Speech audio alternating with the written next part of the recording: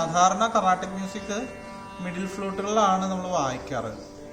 Middle ഫ്ലൂട്ടുകൾ നേരത്തെ മൈക്കൊന്നും ഇല്ലാത്ത സമയത്ത് പക്ഷെ ആ സമയത്ത് അതായിരിക്കും അവർ ഉപയോഗിച്ചുകൊണ്ടിരുന്നത്. പക്ഷെ ഇപ്പോൾ നമുക്ക് ബേസ് ഫ്ലൂട്ടുകളിലും കർണാട്ടിക് മ്യൂസിക് വായിക്കാം. നല്ല അസലായിട്ട് വായിക്കാൻ പറ്റും. നമുക്ക് നമുക്ക് ബേസ് ഫ്ലൂട്ടിൽ വായിക്കുമ്പോഴൊരു ഗുണം, നമുക്ക് കുറച്ചുകൂടി ഒരു സമാധാനം ഫീൽ ചെയ്യും. നമുക്കിപ്പോൾ ഹിന്ദുസ്ഥാനി കൂടുതൽ ആൾക്കാർ കേൾക്കുന്നതിൻ്റെ റിലാക്സേഷന് വേണ്ടിയിട്ടാണ്. അപ്പോൾ നമ്മളുടെ ഈ നോട്ട്സിൻ്റെ ഫ്രീക്വൻസി ഒരു തലം വിട്ടു പോകുമ്പോൾ നമുക്കത് ഉൾക്കൊള്ളാൻ പറ്റാത്തൊരവസ്ഥ വരും. ഇപ്പോൾ ഈ ബേസ് ഫ്ലൂട്ടുകളുടെ ഫ്രീക്വൻസി നമുക്ക് സാധാരണ കൂടുതൽ നേരം കേട്ടിരുന്നാലും കുഴപ്പം വരില്ല.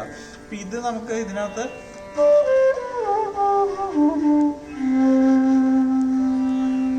ഞാൻ വേറെ ബേസ് ഫ്ലൂട്ട് എടുത്ത് കഴിഞ്ഞാൽ അതിൻ്റെ താഴേക്ക് എനിക്ക് വായിക്കാം.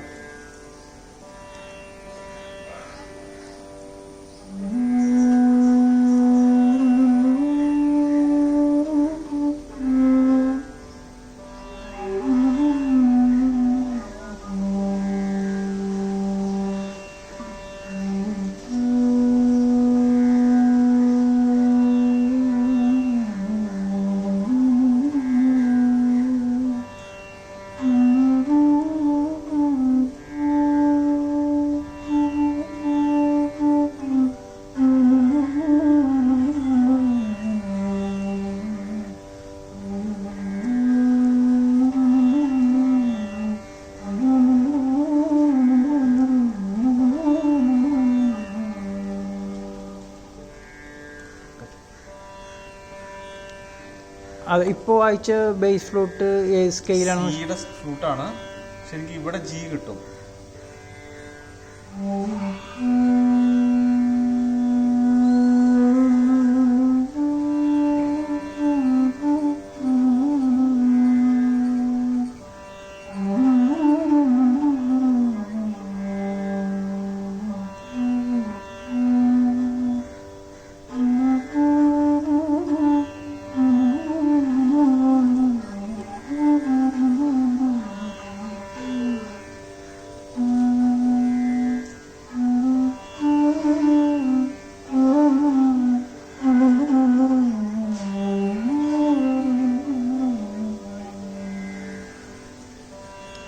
അതെ, ഇത് വളരെ ഡെപ്തായിട്ട് നമുക്ക് കർണാട്ടിക് സംഗീതം ഫീൽ ചെയ്യുന്നുണ്ട്. നമുക്ക് പല രാഗങ്ങളും വായിക്കാൻ പോലെ തന്നെ. മായാമളകളാണല്ലോ വായിച്ചത്. അതെ, നമുക്ക്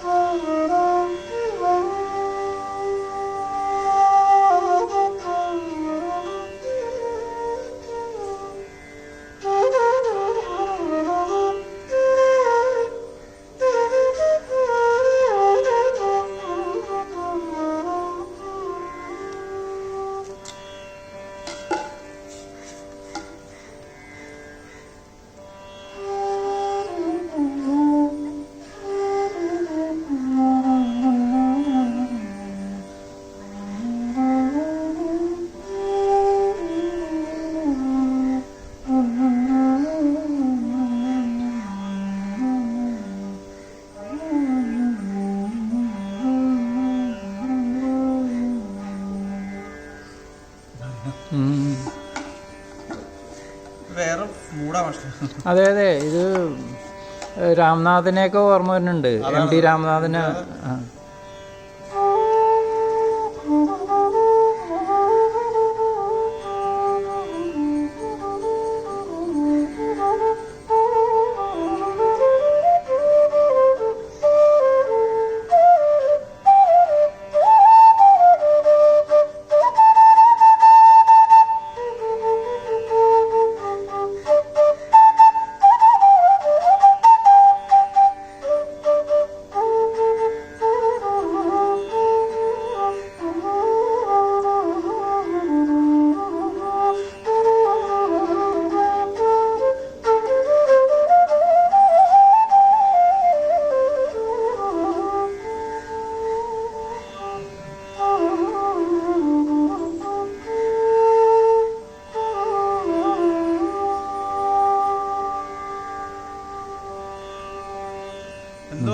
മ്യൂസിക് വളരെ അതെ സ്വീറ്റാണ്.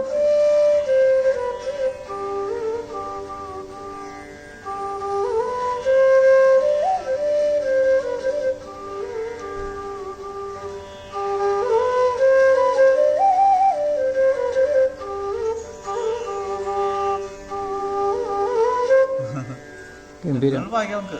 ആ രാഗത്തിന്റെ ഡെപ്ത് കിട്ടുമോ?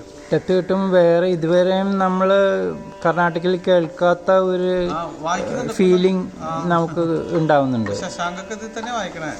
അതെ, ബേസ് ഫ്ലൂട്ട് അല്ലെങ്കിൽ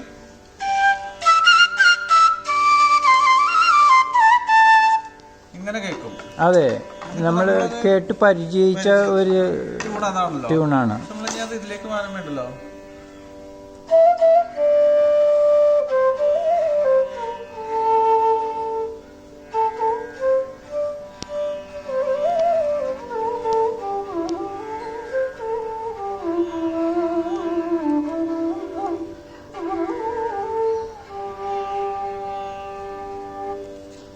കുറെ കൂടി ഡിവൈനായിട്ട് ഫീൽ ചെയ്യുന്നുണ്ട്. അതെ,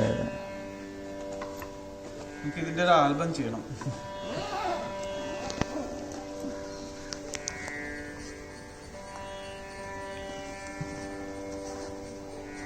നമുക്കിത് കുറച്ച് വേണ്ടിയിരിക്കാം.